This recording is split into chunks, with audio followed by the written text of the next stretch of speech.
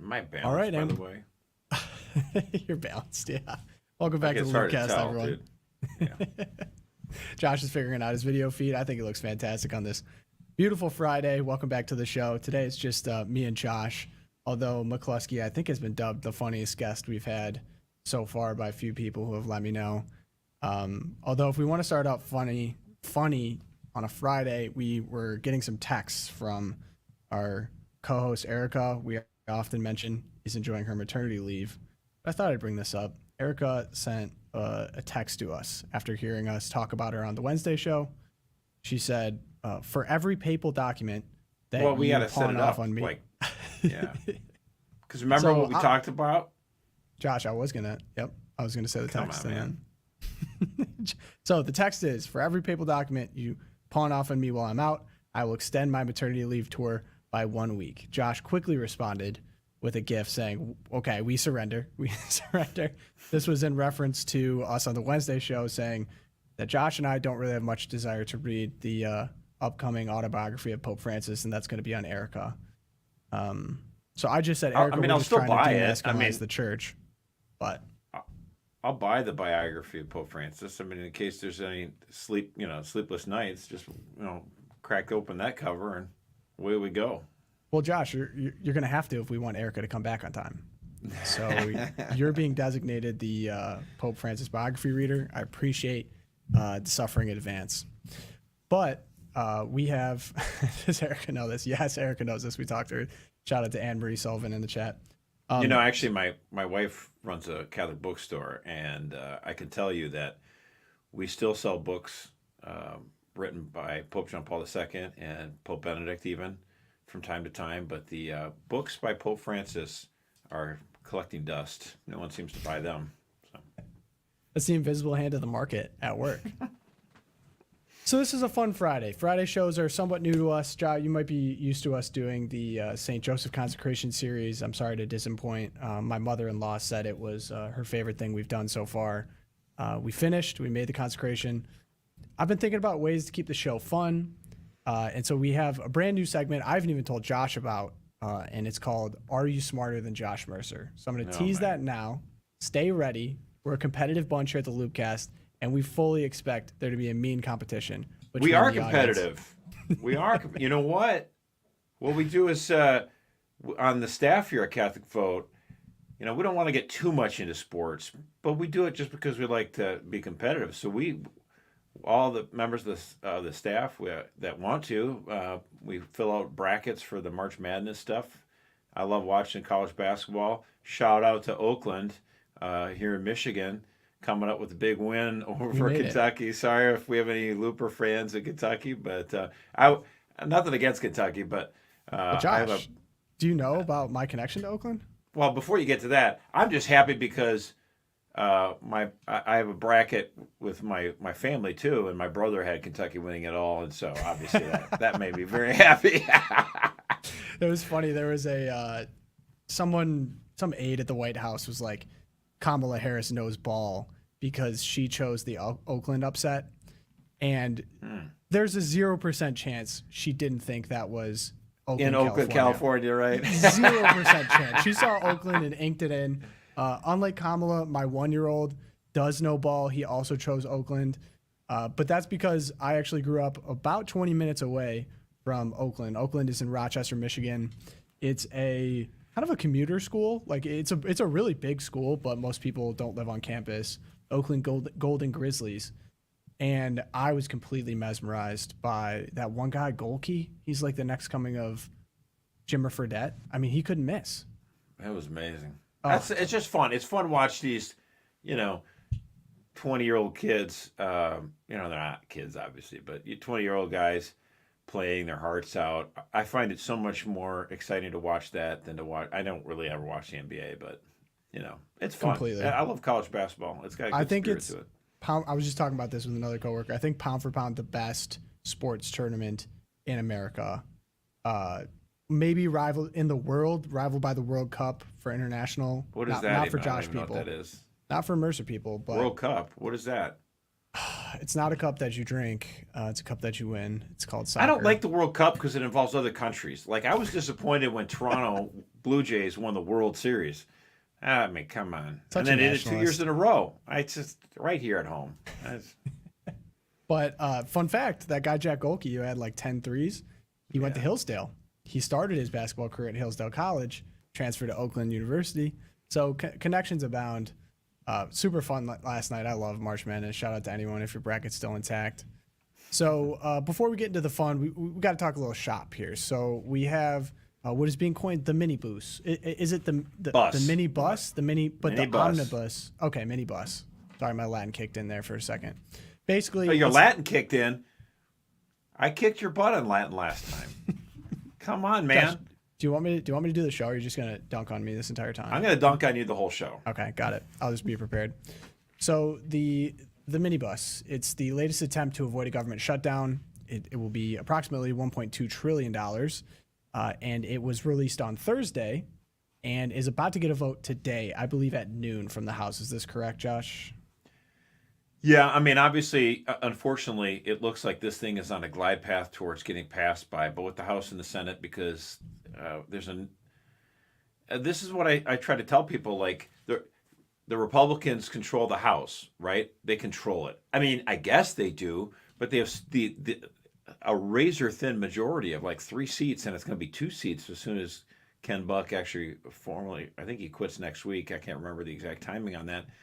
So all you need is like a few, if you have all the Democrats in favor of a bill like this, all you need is like a handful of small rhinos, like 3 or 4 Republican, liberal Republicans in the House, and you can pretty much pass just about whatever you want to because they'll get 60 votes in the Senate. So it's unfortunate. I hate this kind of stuff. They come up with these bills and they basically release it 36 hours or 48 hours before you got to vote on it, before it shuts down. The last thing that they want is sunlight. They don't want people to know what's in this bill. And so, our good friend Tom was on the last show. He was investigating the bill, and he gave us kind of a breakdown of what's in there. And it's horrible. Millions of, there's numerous earmarks in the bill that are going to give tens of millions of dollars to groups that support child mutilation. And the big thing on PEPFAR, now PEPFAR was something that George W. Bush was very successful, and one of his crowning achievements that he never really gets enough credit for. Even Bono of U2, who's a liberal, obviously, he really does give a lot of credit to George W. Bush for what he did on PEPFAR, helping fight the spread of HIV and AIDS in Africa. And PEPFAR was a good program, and it was working great. And Catholic Vote supports the original mission of PEPFAR to try to help stop the spread of HIV and AIDS in Africa and other countries that are having that problem. But the Biden administration opened that funding up, and they hijacked PEPFAR to promote abortion and have contracts with organizations like International Planned Parenthood Federation. So this bill, unfortunately, would set that would keep that in motion. Would allow the Biden administration to sign contracts with international groups that support abortion, and those contracts would go and extend beyond the end of Biden's first term. Hopefully, it'll be his only term. And the whole point is, like, why would we want to do this? Like, it's one thing if you extend it just to January 20th or something like that. Right, and if I could ask, because before we get into more bad, because there's a lot of it, the one thing that stuck out to me was there was this promise from Mike Johnson, if he became speaker, to allow people to have 72 hours to read through the entire bill. It's looking like that's going to be waived. That seems very frustrating to me. I mean, we're talking about thousands of pages of text and supporting documents that you'd have to read through. Why do you think he caved on the 72 hours? I thought that was kind of that kind of stuff frustrates me. I mean, I don't know exactly why, but if I were him, I would put forward a bill that would fund the government for 48 hours, and then say that'll give us enough time to actually examine and look at this bill. The fact is, a lot of the members are anxious to get home, and they do this intentionally. They do this on purpose. This bill is set up so that everyone's going to just, it's called, when members of Congress smell the jet fumes, right? And they're anxious to get out the door and run to the airport, fly home, and be with their family. And here's the thing that, like, no one has sympathy for politicians. Okay, I get it. All right. But if you're a family member of a member of Congress, you absolutely hate it. Like, it's like, come on, you're going to ruin Easter. And so, like, these congressmen and senators are just going to be like, whatever. Even if they hate it, they're like, I'm just going to vote yes. I want to go home. And that's bad politics. We need to make sure that these votes aren't under the gun and aren't under pressure. So, like, this bill, like, what about this bill couldn't have been done a week ago? And give people 3-4 days to debate it, make some amendments, tweak it or whatever, and then take your time to vote on it, debate it, and then vote on it and go home. After you've made some good changes to it. But we don't want to do that. If I could ask as well, who's in charge of putting this bill out? So like you said, it could have been done like a week ago or a week and a half. Who releases the bill and why? So like, why is it released so late? Who could be in charge of making that not happen?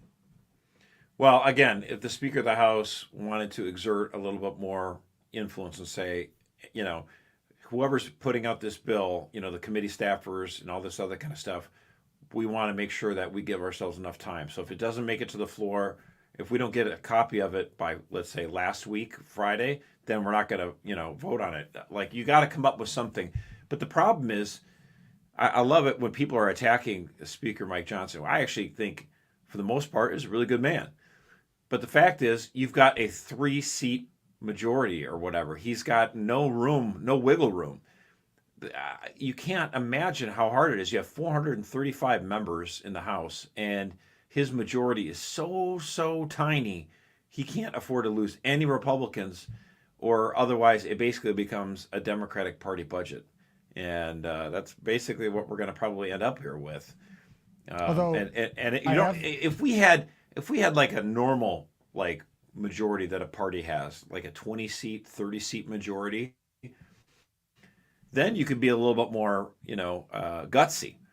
And then you could say something like, right. Well, if we all hold together and we could say, we're not going to pass any budget until you fix the border, until you clean up this garbage you're doing at PEPFAR, and no money for, any of this stuff, like these radical groups that support child mutilation.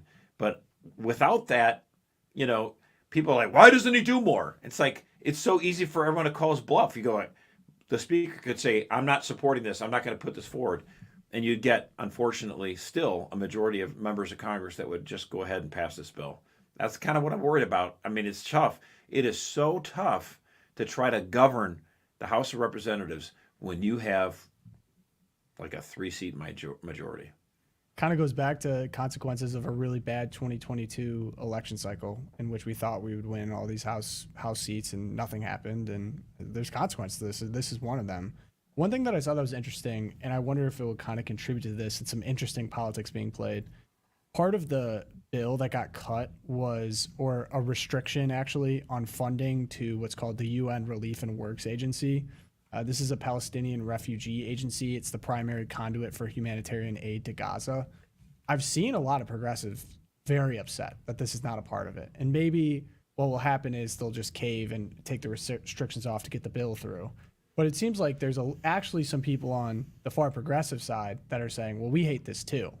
We're not going to put it through. Republicans like Chip Roy, of course, are going to be like, well, we're bankrupt and it funds abortion. And I think I'm seeing some other bad parts of like $880 million to secure the borders of Jordan, Lebanon, Egypt, Tunisia, and Oman. $100 million for diversity training inside the Health Resources and Services Administration, and an additional $119 million to combat the transnational threat to wildlife poaching and trafficking. So everyone's kind of getting their pork projects fed. Hey, I have an idea, Tom. Yeah. We could change the name of some of our cities, like El Paso. We could just call it El Kiev, and then maybe Congress would fund a border to protect it. We just convince them all that it's actually technically part of Ukraine. Well, it depends on how they identify, right? I mean, if the city wants to identify like that, then they can make that change. One thing that also really stuck out, too, is there's a connection back to St. Patrick's Cathedral. And we talked about this on the Loopcast, where these trans activists basically tricked St. Patrick's Cathedral to doing a funeral, and then the funeral got super rowdy and blasphemous, and it was horrible. But so a portion of this spending bill, and it all comes back to this, of course, $146,000 would be going to the Apisha Community Health Center in New York. So the Health Center provides letters for sex change surgeries, and the program to do so was developed by an activist whose funeral desecrated a New York cathedral where attendees celebrated whoredom and offered prayers for sex changes. This was requested by New York Senator Kristen Gillibrand. I don't understand how. So, like, Josh, you understand this. This has nothing to do with funding essential functions of the government, right? So, like, they're basically using that as a gun to threaten, hey, if you don't fund my little pet project, the government's not going to get funded. And then they just do it. Here's what happens, though. The Democratic Party, they use the federal government as a piggy bank to reward their friends and to punish their enemies. So that's why they're giving, $146,000 of their money to this radical left-wing organization. Like, and this is what I'm saying. Like, what happens? The left does this all the time, and then when conservatives get to power, they try to, as hard as they can, to try to shrink government, and it never actually ends up working. So what you really need to think about is when you get back, if let's say Republicans win this November and they take control of the purse next year, maybe try not. I mean, I just think it's kind of foolish to think that, oh, suddenly we'll have a much smaller government. That's not going to happen.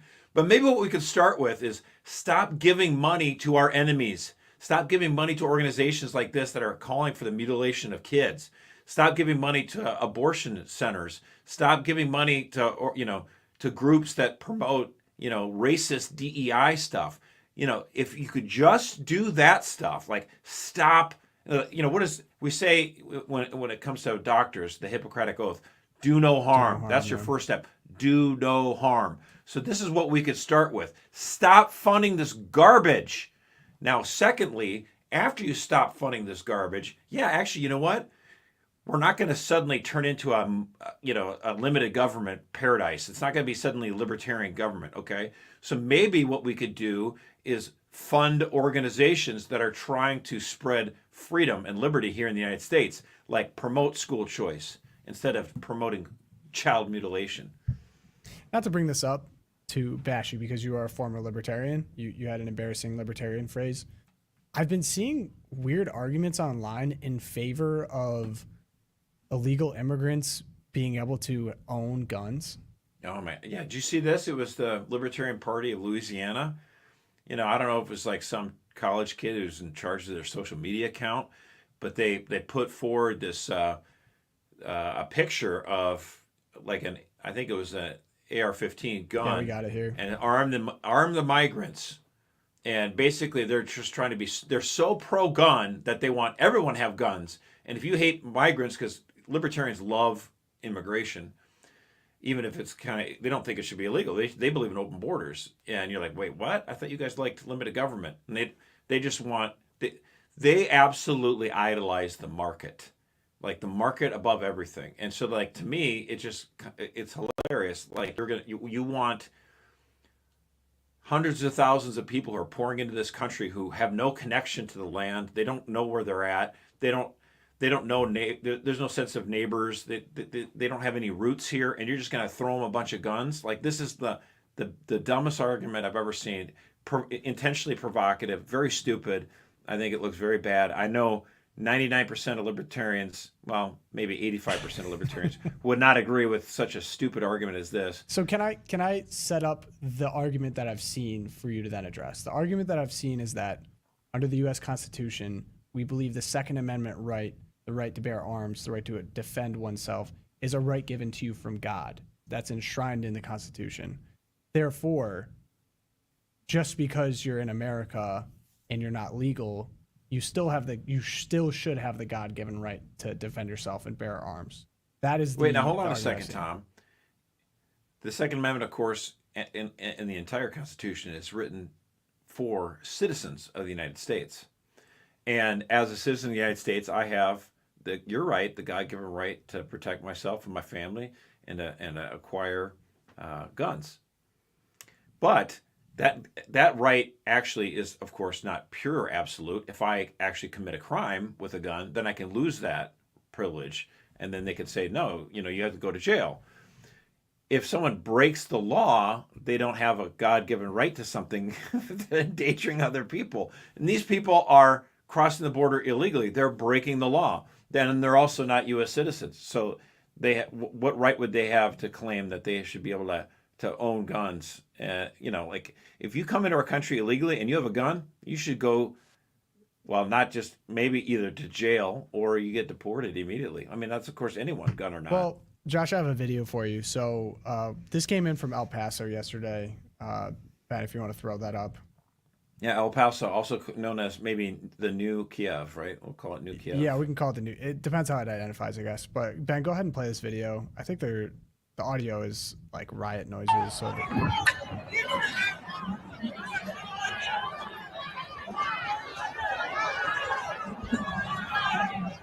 So right now we're seeing at the El Paso border, migrants are just completely a tore a fence down. Overrunning the border, yeah. You have some National Guardsmen standing in front of them and just completely get trampled.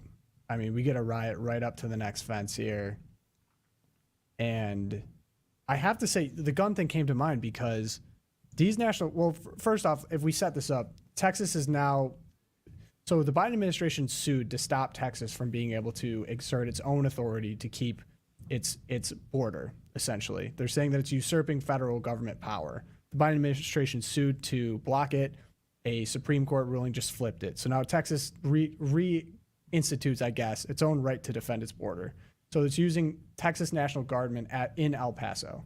So these guys in El Paso, they have rifles in their hands and just get completely overrun. I'm just thinking about all of the safety implications of that. These guys have AR-15s in their hands, it looks like, some type of weapon. But the migrants know they won't be used. That's the problem. Right. But then we're putting these guardsmen, their lives in complete danger, right? How hard would it be for someone to snatch that and then start shooting?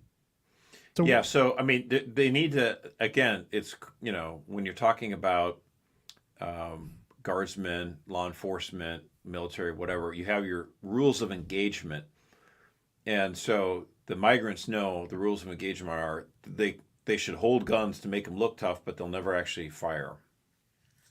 And because of that, this is the situation you have at the border. You're inviting a mob to just run you over. So you have to ask yourselves, what do we have the stomach for?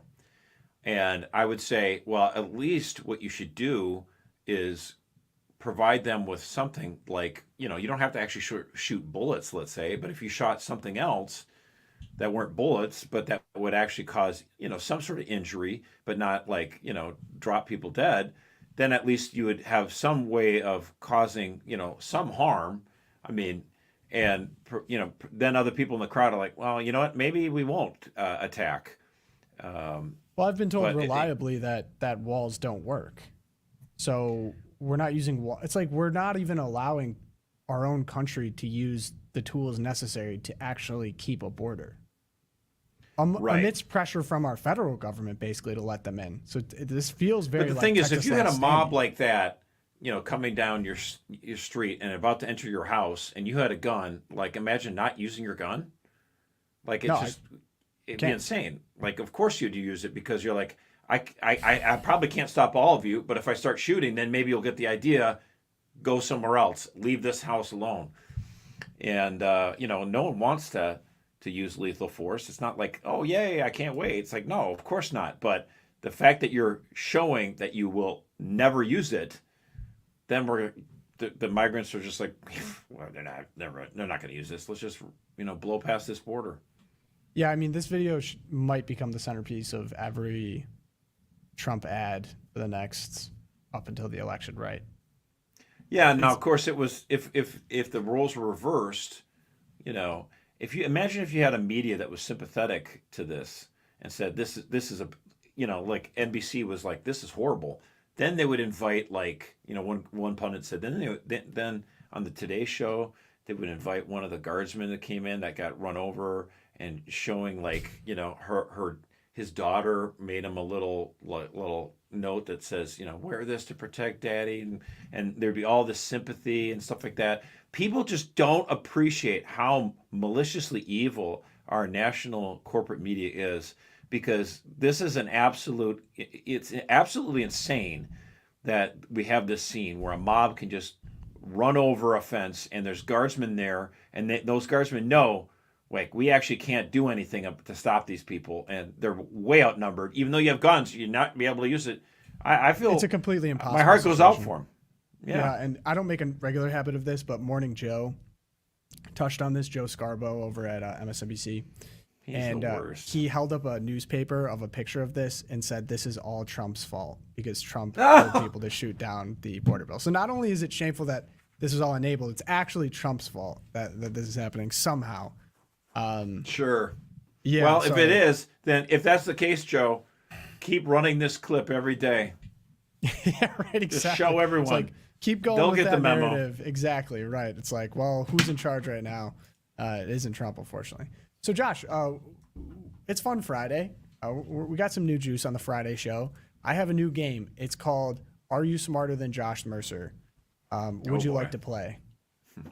I don't know if I have a choice. Okay, so I'm actually going to paste this link. First off, what's up to everyone in the live chat? Thank you for joining us on a Friday. We caught you before March Madness, fortunately. So I put I can't even read anyone in the chats because my eyes, I had my annual eye exam this morning, so I'm kind of half blind here, folks. So this gives an actual advantage probably to people taking the chat because maybe Josh can't even read the questions. But Josh, I just put this Google form in the form of a quiz here in Should I open that up then? game. Open that bad boy up. I see we got the screen share on. This is also going to be in the description episode if you guys would like to play and you're listening on the podcast format. So this will be in there as well. This is going to be a normal Friday installment. So if you don't know, Josh really likes trivia. He's very proud of his trivia prowess. And we thought, what better way to really test Josh's abilities than to pit him against the entirety of the Loopcast audience. So how I'm going to do this is Josh is going to answer the questions. There's 5 questions. I'll read them out for the podcast audience. The listeners or the live stream people now have an opportunity to play as well in the Google form. I'm going to take the answer that the majority of the live stream audience takes. If the majority gets the right answer for the question, then they will get a point. And then if Josh gets it right, he will get a point. So we are now, whoever has the most points at the end of it will win this week's edition of Are You Smarter Than Josh Mercer? Yes, I'm going to be keeping score. I have faith. I think we have a very intelligent, handsome, beautiful, popular, successful listenership. So I have no doubt that Josh is going to get creamed, but we'll see. So I'm going to start out with the first question here. What does the word Hosanna mean? Josh, no, don't say it. You got to submit it. Okay. All right. Because we got people in the chat playing as well. Next question. What animal is hailed at length during the exultet of Easter Vigil? We have 4 options: camel, lamb, bees, and dogs. Next question. What is the first Sunday after the first full moon after the first day of spring? Yeah, no cheating, by the way. We have someone potentially cheating in the audience. That would be nasty. No cheating. We're in an honesty system. Next question. On March 22nd of what year did the British Parliament pass the Stamp Act? We have the options 1765, 1762, 1770, 1772. What part of a tarantula is dangerous to eat? Options: the hair, the pincers, the abdomen, and the whole thing. Okay, so These are good questions. Thank you, Josh. I'll probably get it 1 right.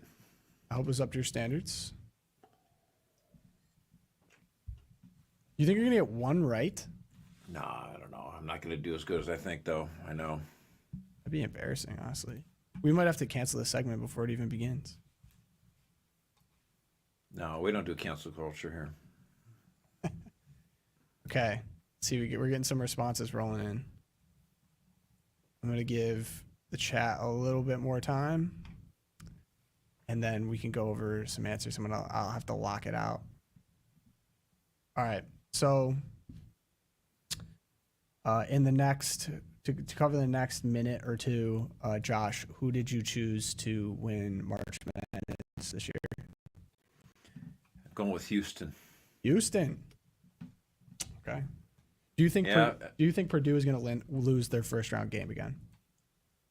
No, I don't think they'll lose the first game, but I think I picked Houston, good team anyway. I watched them before the tournament; they just were unstoppable, and I think it's almost like going to be poetic that Jim Nance, first year he's not doing the NCAA, that his alma mater are going to take the title. That's my call. Okay. All right, so I think we have enough responses at this point. We got Anne-Marie Sullivan's rooting for UConn, all caps. Very nice. Okay, What'd so she we got say? our responses. She's rooting for UConn. She has UConn going all the way. That's a reasonable That's pick. a good team. So UConn, Josh, actually, I was in college and I bet on UConn in 1999, and I was $1 in, and there was 54 people in the pool, and I took it all. okay, So thank you, UConn. that's a fun fact. Okay, so we have our responses in. Josh, answer the first question. I should view What my does score. I can what view my does score. Hosanna mean? I put praise, but it was not. It's alas, I got that wrong. That's tough. It is save us. What animal is hailed at length during the exultate of Easter Vigil? So I said lamb, but apparently it's Oh, not correct. it's the bees and But bees aren't an animal. What do you mean? All right, if we're gonna get technical, Well, I mean that. Come on. so we're gonna go. So the Loopcast audience got that one correct. We had 57% of the vote go bees. So get wrecked, Josh. The Loopcast audience got the first one wrong. So Loopcast 1, Josh 0 right now. What is the first Sunday after the first full moon of the first day of spring? Josh, what did you say? Of course, that's Easter. That is Easter. Loopcast got that one as well. Good job, guys. You know, So- that's why we had to change the calendar. Now, I felt bad about this next question. I did put down 1765, then I changed my answer at the last second to 62. So Oh, Josh. Oh, no. I did. You're okay, though. Because Second guessing myself. the That's Loopcast problem. audience said 1762. The correct answer is 1765. Shame on everyone. So Loopcast right now, we have Loopcast 2. We have Josh 1. And on the final question, we could get a tie. What part of the tarantula is dangerous to eat? The hair. I knew. The hair, okay. And the Loopcast audience, unfortunately, majority said the abdomen at 37.5. So we have a tie. Oh, bonus round. Gosh, I should have thought ahead. Come on. I'll get Okay. my trivia questions here. Let's go. Josh just left. All right. Catholic trivia. Let's just say you have Going to on the honor system. I'm an honest man. No, Josh, you're gonna have to close your eyes. Close your eyes. I'll ask a question, and then I'm gonna just have the chat answer directly in the YouTube chat. Okay, well, I just don't. You mean don't look at the screen? Yes. All right. What's the question? Okay. I'm finding one right now.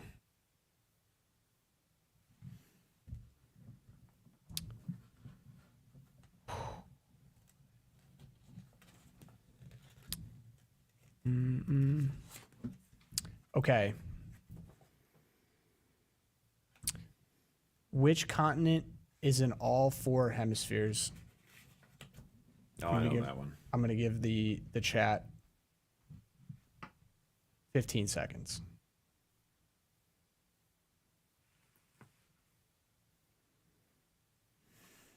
Might need another question on that.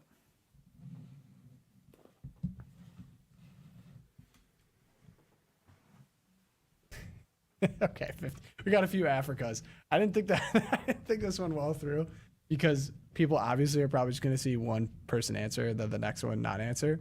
I'm going to put my producers on a way to tie break this as we continue on in the show. So that one goes out to Big Red and Co. Think of a way to tie break this by the end of this show. That was probably a bad idea what I came up with, but I did it on the spot. Congrats to people who said Africa. Josh, did you say Africa? Yeah, of course. All right. That was a rookie question, really. I just looked up a random one. But Fun Friday moves on. We now have another new section. So people said that we're a pretty expressive bunch, and Who, me? yeah, you. Definitely you. I'm a wallflower. What are you talking about? So us two wallflowers give good facial expressions and reactions to things. So I had our producers look out for a video for us to watch together, add some commentary on. So now's the time. I haven't seen this. Josh hasn't seen this, and I see pretty much everything that goes through the show. So hopefully this is a good one. So if we could get that video played, and we'll get that rolling. Ben, I believe that's Ben.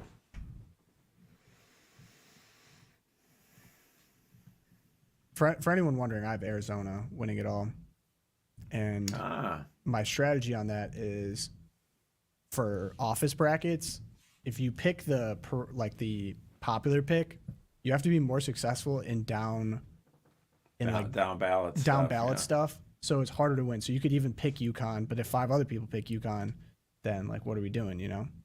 Yeah, I was surprised not many people picked Houston. I think I was like one of the only ones. So that's a steal. Because I was like, I thought people would pick Houston. Obviously, people usually pick the 1 seed. So I usually go for like a I know. So I went double reverse psychology in that one. I played the odds, man. I think I'm in first place right now, or tied. It's possible. My 1-year-old, like I said, picked Oakland, but I did not. So I'm not doing as well as my 1-year-old. Wow, that's not that big of a deal. All right. So I think we have Rez. You have the video here. It looks pretty black and white to me. Rez.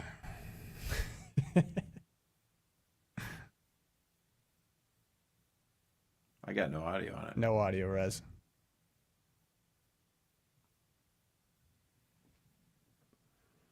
Technical difficulties? I know. We need that Simpsons cartoon. Which one? The way technical difficulties. It's like, you never watched The Simpsons at all? Like, then the cord was like pulled out by like an animal or something. You know, it's just kind of funny. I've never watched The Simpsons before. Really? You're a better person than I am. No, I don't really. I always thought adult cartoons were kind of strange. Although sometimes I appreciate South Park. Because oh gosh, I can't stand the noises on that show. They're really annoying, but they're willing to go after. I was an old man when I was 15 when it first came out. I'm like, this is horrible. It makes my ears bleed. Yeah, but you watch The Simpsons. But it's not painful. The noises like the South Park. Me. I was like, oh my gosh, this is like, shut up. I can't stand this. There's some good like meme stuff from The Simpsons for sure. Like you see the At Least You Tried cake. That one's a classic. Yeah, that's obviously good. Yeah. All right, so Rez, let's see if you can pull that up, or Ben, if you can pull that up. Not sure exactly what the status of the producers are, but we're gonna keep going. We have Twilight Zone now. Josh, what is your Twilight Zone for the week? Yeah, so I mean, one of the things on social media, people like to talk about the word copium. In other words, it's like combining the words cope with opium. It's like this addictive thing where you're like, you just hope everything in your hearts and dreams, you hope that it's true and it's not. And it's like you're trying to deal with bad news, but as a coping mechanism, you come up with, oh, well, maybe it's not so bad and maybe it's this and that. And so there's this liberal election Twitter. Okay. So all the liberals on Twitter, they post about the election stuff. And, they're trying to say that all the polling now that shows Trump leading everywhere, they're like, oh, it's not so bad. So this guy, Elliot Morris, said, now, hold on a second. He goes, not sure I've seen anyone make this comparison yet. But at this point in the 2008 election, McCain was actually leading Obama by 1.5 points in the general election polls. So this is like what hilarious about this is like his point he's trying to make is that, hey, it's only March and everything can change. And he's not wrong on that aspect, but it really just feels like, hey, it's not so bad. It's not so bad. Well, first of all, that was Obama against McCain, but most people thought it was still going to be Hillary at this point. And Hillary was leading McCain in the polls by about 6 points, 4 to 6 points. So the lead for the presumptive Democrat, was actually higher. And, it was kind of close. Then Obama gets it, and it was kind of close, but he had a pretty strong lead for most of the year. And then McCain starts, picks Sarah Palin. He starts catching fire. People are like, well, maybe this is going to be different. McCain and Palin will be different than Bush. And then the stock market collapsed and it's over. Mm-hmm. So his whole point, and putting out this poll is saying, hey, just because Joe Biden is behind in every national poll, just because Joe Biden's behind in Michigan, Pennsylvania, Arizona, Nevada, Georgia, all these swing states, it's not so bad. That's why I call it copium, right? Wait, Biden and Obama are like the same person. They're like identical. Who's identical? Biden and Obama. Yeah, right. Obviously not. Okay, so this is what I'm going to do a little trivia for you.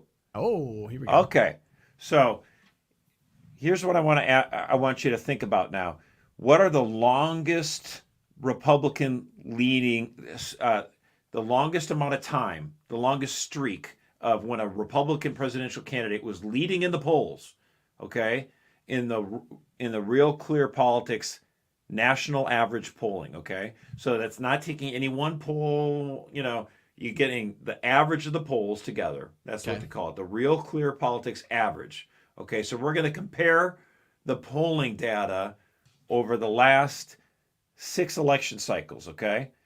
And I want you to think now back to 2004. Okay, you got Bush running for re-election against John Kerry, the challenger.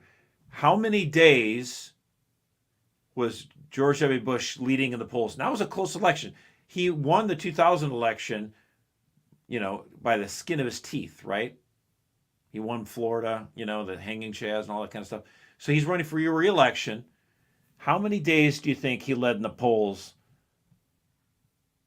in the average? So I'll give you this one. Okay. He led in the polls for about 69 days. George W. Bush did. That meant obviously Kerry was leading a lot of days as well, right? It's an interesting way to do trivia. Ask the question and then answer it for me. But I appreciate it. 69 days. Got it right. All right. Now let's go to the year 2008. How many days did John McCain, the Republican presidential candidate, how many days did he lead in the polls? No, wait. So if Bush had led for a total of 69 days, a streak of 69 days, how long was McCain's longest streak? How long was he leading in the polls? Like 35? Try 12 days.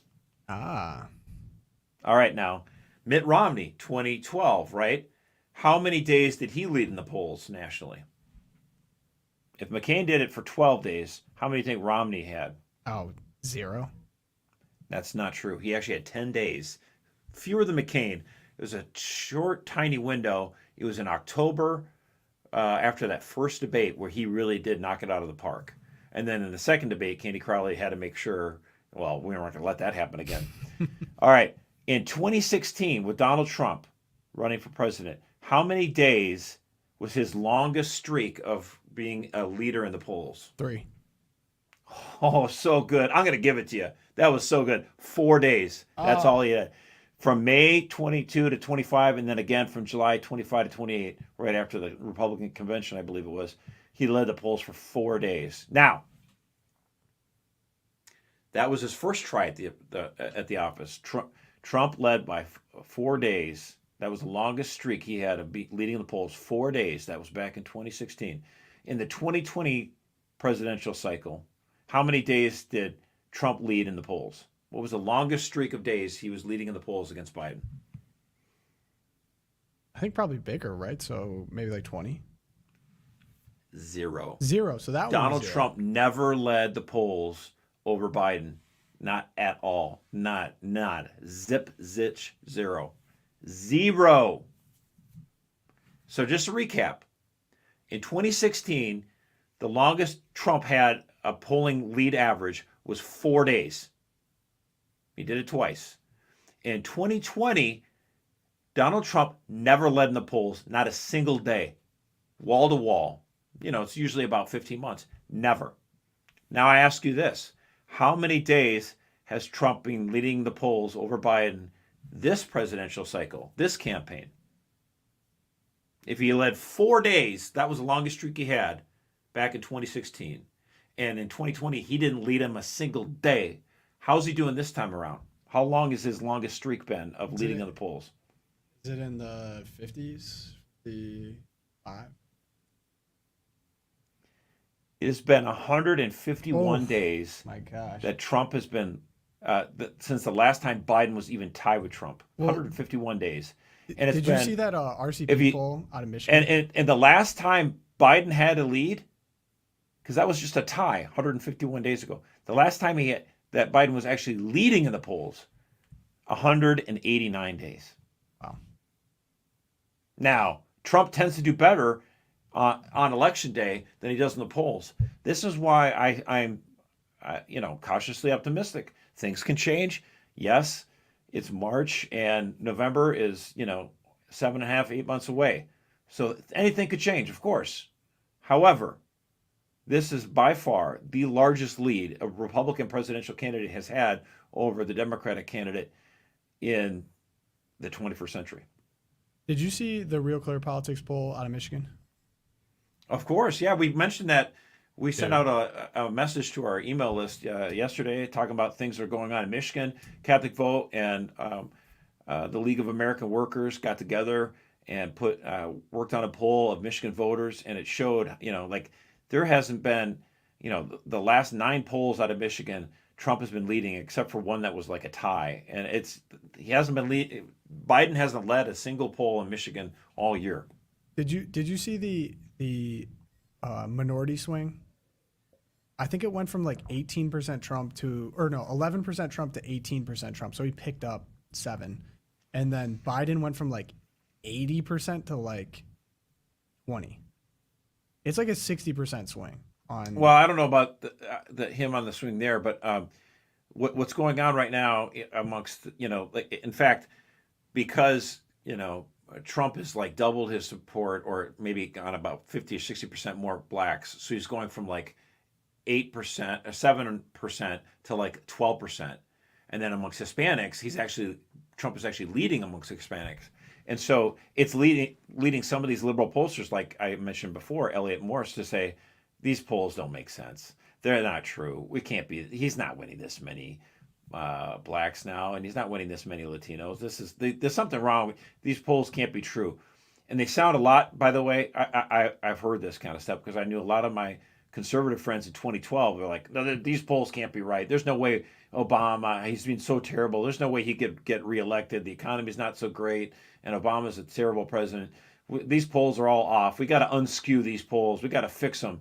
And it's like, dude, what are you doing? I mean, I know sometimes media outlets like to lie and stuff like that, but after a while, like, these are pollsters that are, even conservative pollsters, and they're like, this is what's going on. Like, are you going to accept reality or not? Now, are all polls right? No, of course. Sometimes they get it wrong. Was there a hidden voter? Did Trump have the hidden voter? People who would refuse to tell pollsters who they really supported? Yeah, that's true, somewhat. That's less of a concern than it was, almost 8 years ago. So I think, I just feel like what's going on right now, it's the liberals on Twitter who are just denying all the polls. That can't be true. It can't be true. Taking the copium. So I think we got from Rez, we got the video now with audio. So we can split the Twilight Zones here. I'm going to throw it on stage here. All right, Rez, ready to rock. Worried about how to ask for a date? Have you ever worried about how to ask for a date or how to act when you're on a date? Well, date etiquette will help answer your questions, help you through those awkward moments, help you have more fun. I wanted to catch you before you left school. What for? Well, would you like to go to the class play a week from Saturday night? I know it's a little late. That's the way. A date proposal should be specific, not one of those "you busy Saturday" things. That's Is this footage of Josh asking his wife on a date? A girl likes it. A girl likes a fair chance to decide whether she wants the date or not. I didn't get you in Spanish class, and well, That's all right, Danny. I'm not doing anything Saturday night. I'd like to go. It's up to Danny to give Alice all the details of the date, but if he leaves anything out, she can always ask. hard. It ought to be good. I think we'll enjoy it. Let's see. I'll pick you up a week from Saturday at about 7:30. How's that? Fine. Are we double dating? That I don't know, but I can let you know if we are. We can talk about it during the week. Sure, and then I can get your address from you too. Okay, bye. Okay, bye. And don't forget. Okay. This is just titled "How to Be a Man." Have you ever worried about That's awesome. I love it. Archive footage of Josh asking his wife on a date. There was I don't know if I ever had that good hair, but that hair was awesome. Yeah. Oh, okay. Bye. But how is he going to contact her without cell phone? well, presumably they're going to see each other in class again. But this is the thing that just kind of, my wife and I would, we laugh at it because we had a lot of friends, you know, we first met, we lived in Ann Arbor. We just had a lot of friends who, you know, they're trying to discern what was going on with their life. You know, am I supposed to enter into religious life, or am I supposed to start a family? I just don't know what God wants to do with me. And then, so the problem with it is that they didn't take any steps.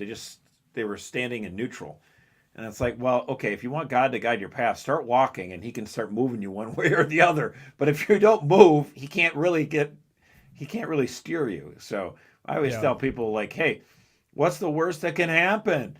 You know, like, she says no, okay, then you got your answer. And if you can move on to the next person or whatever. I never understood, like, you know, the paralyzing fear. Like, if I just got to tell my boys this too. Like, you know what? It's chances are that it's not going to be the very first person who's going to say yes that you're going to marry. So just, Josh, get but over you're yourself. telling me you didn't get, watching that video, it even brought me back to like the nervous feelings of like, oh, there's a pretty girl that you like want to talk to, and just having to get up the courage to like even go start the conversation. Like, oh, that was like a visceral feeling that I had. And there's just something so beautiful and wholesome about that. And I really hope that this is still happening. Like, that kind of thing is still happening, obviously in a different way. Although, you know what it did though for me? Here's a little Mercer tip. I started just when I was single, obviously. I would just start flirting with women that were way out of my league, and then they'd be like, "Ha! Oh, you're so funny." Like, wait a minute, what's going on? Like, you know, are you trying to flirt with me? I'm like, of course not. I mean, you know, basically acknowledging I'm way out of your league, and be like, you know. And then eventually somebody gets around to like going, well, I like this guy. And so I married her. She's still way out of my league. She's gorgeous, you know. I say practice makes perfect. That's right. I just love how wholesome that video felt. Like, movies like that remind me of like Leave It to Beaver, or like kind of that era. And there's just a real innocence in that interaction that I feel like is like lost, or was even attacked almost. Like, I don't know if it's just like feminism has just kind of like gotten in my brain or something, but like that just seemed like a beautiful, wholesome interaction. And yeah, I don't know if we've just gotten taken away from that by different forces, but I mean, the 50s weren't perfect, but like this idea that you know, Hollywood likes to say it was like the Dark Ages or whatever. And so like, you know, Grease and everything else that they want to shove down our throats is like, let us reject, you know, the Christian norms that we had as a society. And, you know, it just drives me up. Well, it's crazy how far, I guess, the ball has been pushed down the road, because like that video was made about how to ask a woman on a date. And like that was probably a normal interaction at the time. And now we've like normalized, like, oh, you're going to text someone for like a booty call, basically at like late at night, someone you don't even know, to have casual sex with. Swipe left, swipe right, you know, whatever that is. That is presented as normal, I think, to like kids, like teenagers now, and instead of like, this was basically as far as it went. Like, this was a normal interaction. There was nothing beyond like, okay, you know, we're going to meet up for a date. Maybe we'll double date. We're going to go out to eat somewhere. I think like that as the norm, I miss. Like, I just wish that we spoke in terms of like, this is actually probably advice I would give to a son. Why would she gently suggesting we do a double date? It's like, there's safety in numbers, you know. I mean, like all these kind of cultural things, like they were there for a reason. Like, and you know, Hollywood tells us to abandon all cultural mores, all, you know, normal things. Like, you know, and they do it under the guise of freedom. Like, don't let your mom and dad and all these old fuddy-duddies tell you how you should live your life. You should be able to live your life the way we want you to live it, by rejecting everything and buying our products. Like, it's so just, it's yeah, insane. exactly. Yeah, it's almost like there was some wisdom in this, but this feels like I'm watching a relic. Like it's Well, you know what? I got that same feeling when I was a kid, growing up in the '80s, and you know, I can't help but feel like the movie isn't perfect, but Back to the Future to me was like it's a perfect embodiment of like from 1955 to 1985. Now they actually conjured in the next movie what the year 2015 would look like, and we kind of laugh because we all went through that, and there's still no flying cars 9 years after that. But the changes in society between 1955 and 1985 were huge. Like the streets were nicer. People, I mean, not that everyone was a saint, because some people were kind of bad then still, but overall there was a cultural Christianity was still kind of holding on. And you look, I remember watching that movie as a kid, like, I would like to be back in that time rather than 1985 when, the subways are all spray painted and crime's everywhere and, and everything is so nasty and profane. It's like, to me, I just felt like that movie made me a conservative. Well, Back to the Future. I've heard you now say a few times, and I think this is actually more common than I even prefer.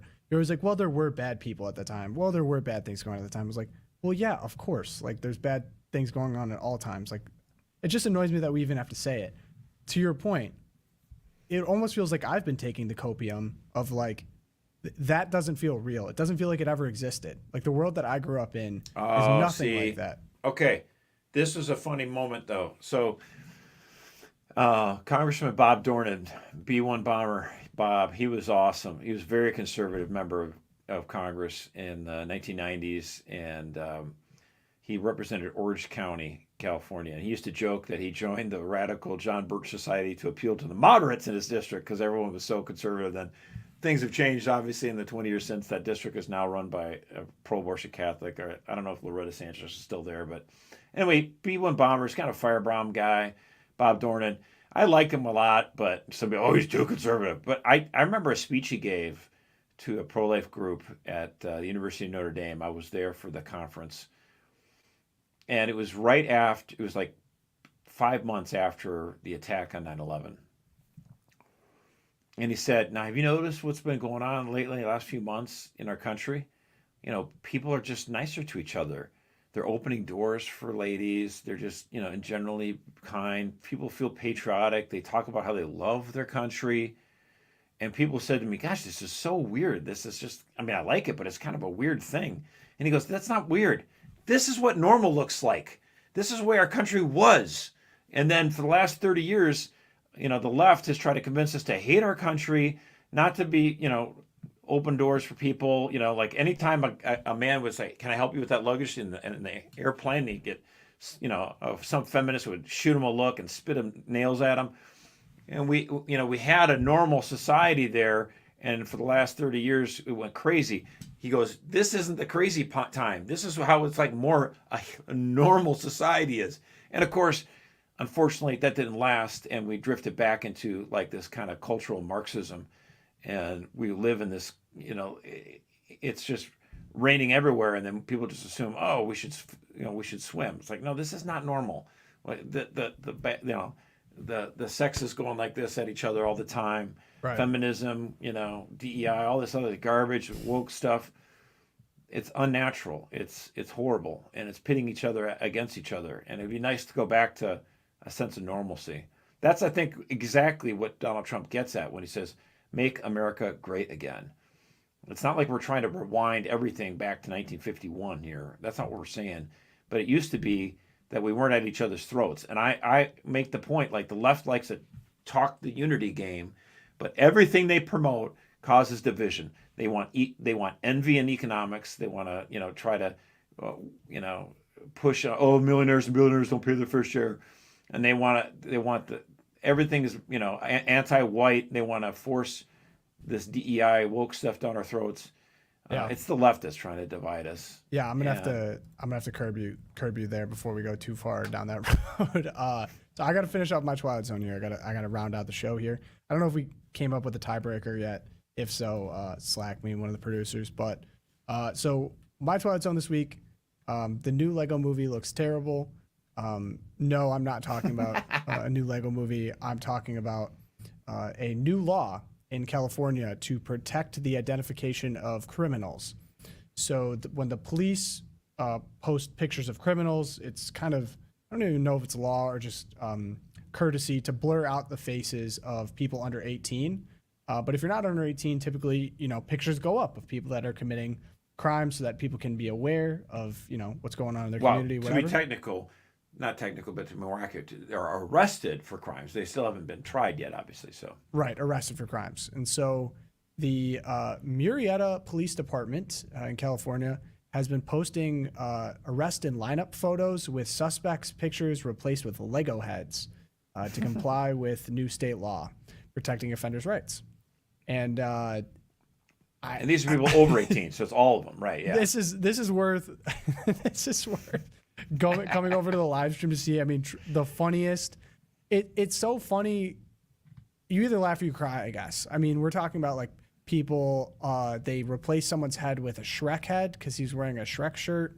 He's like sitting handcuffed on the side of the road. We have various racial Lego heads. Sometimes we have white ones, we have yellow ones, we have brown ones.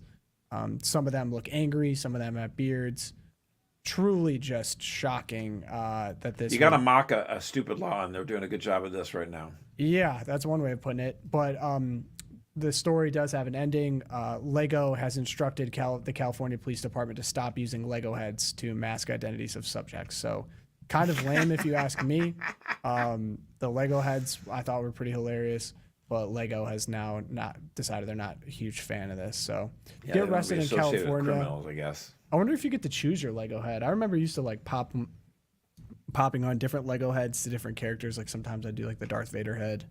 That'd be a cool one. I don't know if you get to choose. Maybe that'll be a new part of the law. So that was my Twilight Zone. Definitely worth checking out. Oh, Ben's gonna pull up a coin flip for the tiebreaker. Because we're a competitive bunch. I don't believe in ties, and Josh doesn't like soccer. So looks like Ben has a coin flip for us. This will determine the winner of this week's trivia. Wow. This is high stakes. This is March Madness. Go ahead, flip it, Ben. Wait. All Josh's tails. heads. Wait, Josh, you're choosing tails? Yeah, why not? All right, Josh is choosing tails. Lucas is heads. Flip it. Wow. By the way, statistically speaking, if you have a quarter, you have a better than 50% chance if you pick tails. Gosh dang it. So Josh won. Tails never fails. I'm sorry, Lucas. Someone did try to claim tails. I'm sorry it came in a little bit too late after the buzzer. Sorry, Brad. Sorry, Brad. Guys. So right now we're going, I'm keeping track, and this will be a weekly thing. We have Josh 1. Dang it. Lucas 0. But we'll have another quiz on Friday if you want to join us for the next show. We appreciate you guys so much. Really just trying to find new ways. Are to we keep going the to show do fresh. Are we going to do this show on Good Friday? So we are not going to do the show on Good Friday. So Good Right. Friday is for prayer and penitence, repentance. That's a good idea. Wishing you guys a fantastic Holy Week, one filled with prayer and time with your families. Obviously, the focus that week is on our Lord, Loopcast included. So we will not have a show on that Friday, but we will be with you in celebrating that, and hope you guys all have a wonderful Easter with your families. I guess that Monday, I don't know if we work. I'll keep you guys posted on when the shows are going to be, but we will not have one on Good Friday. But we appreciate you all so much. If you want to help us out, subscribe to the YouTube. Go check it out. We're going to try out fun new things like trivia. If you want to leave us a review, Spotify, Apple Podcasts, 5 stars if you please. You can email me, lukecast@catholicvote.org. If you have mailbag or you have some questions or you just want to talk, you can find us there. And I hope you guys have a fantastic weekend. I hope you guys enjoy some basketball. We are going to end with St. Thomas More, St. Fidelis, Our Lady of Guadalupe. Pray for us. And hope you guys have a great week. See you guys on Monday. Peace.